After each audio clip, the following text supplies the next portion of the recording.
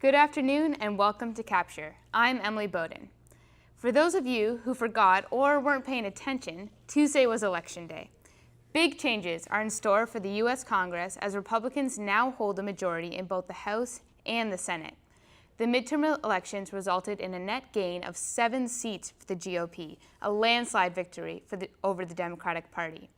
According to the United States Election Project, voter turnout was pretty low at just over 36%, and only 13% of voters were under the age of 30. It remains to be seen what this will mean for the 2016 presidential election, but Republicans are hopeful. The state of California passed a couple of new ballot measures in the midterm, including a bond measure that will fund new water supply infrastructure projects. Unfortunately, the bond won't help our current drought, which gets worse by the day. Capture reporters Katie Richcreek and Clint Simone decided to take a deeper look at the California drought and its direct impact on us here on campus. California is experiencing the state's worst drought in 100 years. Communication studies professor and former water industry professional Marian Pyle weighs in on the drought's severity. We're living on reserves right now in California. We're moving into our 4th year of drought. So what we've actually been living on for the last few years has been our emergency reserves. So we have 16 more months, they're telling us, of emergency reserves. And then we kind of don't know what happens. We basically run dry of water unless the drought breaks. Pyle's classes are working on a campaign to raise awareness among students who may have questions since noting the restrictions around campus. Facilities Management Associate Vice President Tom Hunt sat down with us to explain the unwatered areas. The result of doing that for the September, so basically we compare September last year to September of this year, we actually had a 23% reduction in water use overall. Most of that was due to that area right there. APU accounts for 1.3% of Azusa Light and Water, which issued a mandated 20% reduction of water usage in May. If you look at since the beginning of the fiscal year, which starts July 1st, through as of yesterday when we got another bill, we're currently down 11%. Hunt explains how students can help improve efficiency in water usage. If 2,500 students, which is not unreasonable, were to cut 5 minutes off of their current shower time, that would equate to a 75,000 gallon reduction per day. Which would actually be a 30% reduction on our current bill. Thank you for that report, Katie and Clint. If you're looking for more information on the statewide drought, visit ca.gov/drought. In U.S. news, after 13 years, the World Trade Center reopened its doors in New York City this week. The 104-story skyscraper is now the tallest building in the nation. Magazine publishing giant Condé Nast is its first tenant. A bathroom sink leak on a Virgin Australia flight left passengers gasping for air, but not like you'd think. 3 hours after leaving Los Angeles, the plane was forced to turn around due to an unbearable smell. Passengers claimed there was human waste in the aisles, but the airline denied this, saying the leak was not from the toilets. The cause of the leak, however, remains unknown. In other news, daredevil Nick Wallenda completed a tightrope walk between 2 skyscrapers 600 feet above downtown Chicago. The feat consisted of 2 walks on a wire no wider than a nickel. The first part took Wallenda under 7 minutes to cross, and the second, which was blindfolded, was completed in 1 minute and 20 seconds.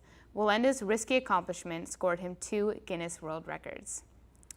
And speaking of incredible people who aren't afraid to take risks, Capture reporter Coco Toribio brings us a special report on 2 young entrepreneurs right here at APU. Sometimes juggling a full-time job and being a full-time student is rough, but some of our students here at APU actually go the extra mile and start their own businesses. I sat with 2 entrepreneurs, and first up we have Cameron Bennett, who started his own film company. I work independently and I make videos for clients, so that range from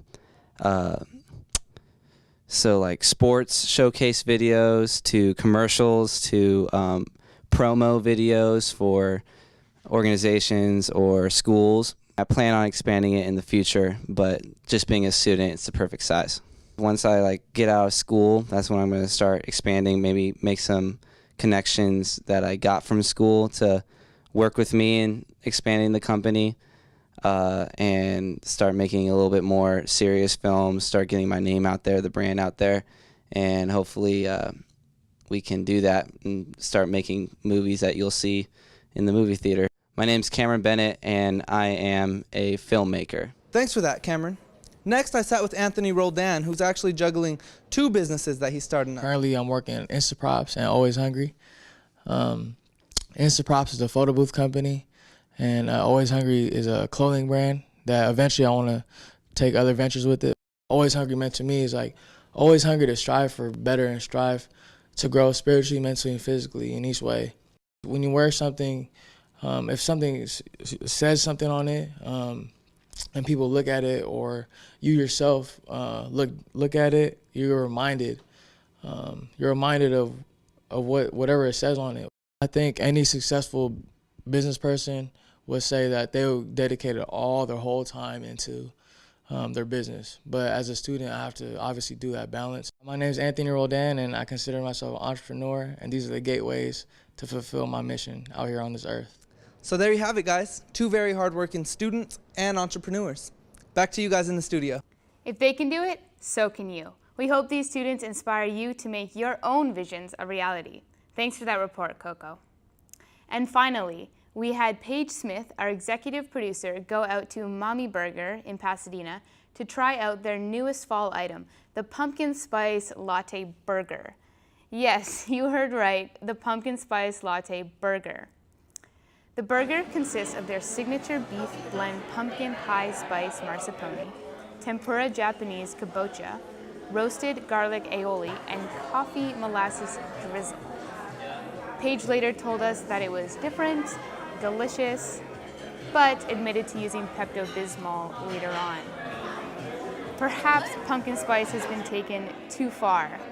We'll have to see what's next. That's all for now. This has been Emily Boden reporting for Capture. Have a great and safe weekend, and always remember to stay classy, APU.